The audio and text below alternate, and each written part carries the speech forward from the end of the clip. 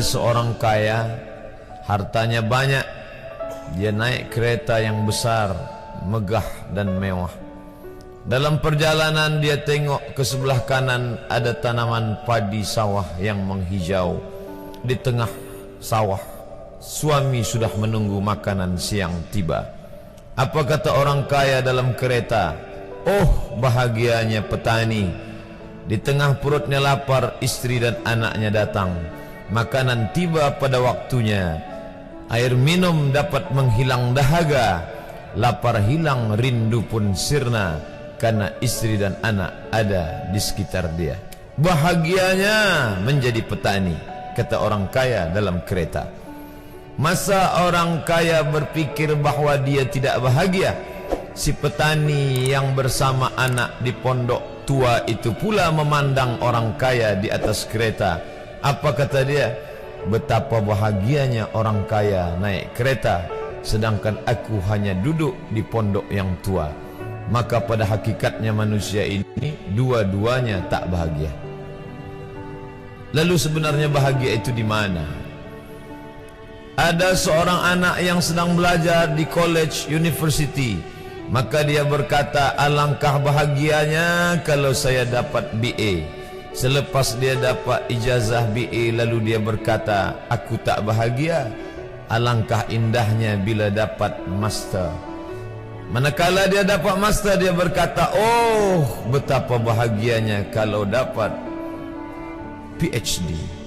Selepas PhD dia berkata, susahnya PhD, belum juga dapat kerja. Selepas dapat kerja dia berkata, alangkah bahagianya kalau menikah. Selepas menikah dia berkata, aku tak bahagia sebab orang selalu tanya, dah punya anak apa belum? Selepas punya anak, dia pula berpikir untuk menikah sekali lagi. Jadi sebenarnya bahagia itu punya siapa? Oleh sebab itu bila kita baca kitab-kitab, maka makna sa'adah, kebahagiaan, orang yang bahagia sa'id, bahagia adalah insyirahus sadr, ketika hati terasa lapang apapun yang datang. Kalaulah pelajar yang mendapatkan BA itu hatinya lapang, tentu dia bahagia. Kalaulah petani yang berada di tempat rumah tua itu hatinya lapang, tentulah dia bahagia. Kalaulah orang kaya dengan kereta yang besar itu hatinya lapang, tentulah dia bahagia. Itulah mengapa Musa alaihi salam di tengah kesusahan hatinya akan melawan ayah angkat bernama Fir'aun, dia minta hati yang lapang. Kita semua baca doa itu, Rabbi syrahli, lapangkan dadaku. Itulah mengapa kakinya pecah berdarah, giginya patah, pelipisnya pecah meneteskan darah, tapi dia tersenyum bahagia kerana hatinya lapang. Allah sudah lapangkan hatinya.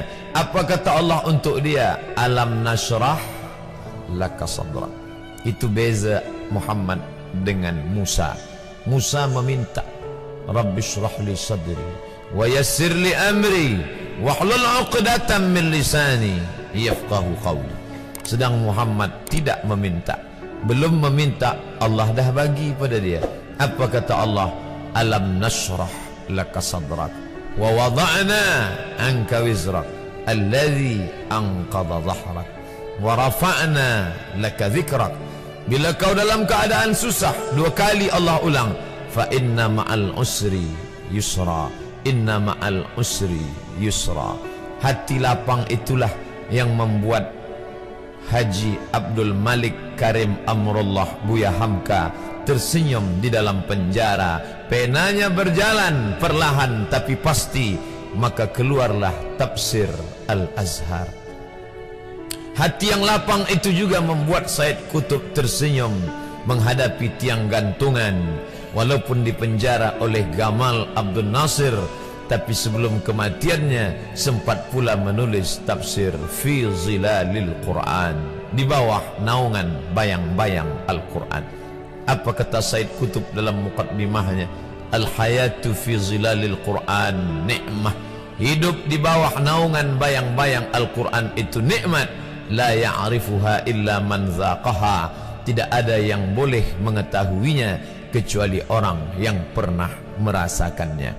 Maka bahagia adalah ketika hati terasa lapang.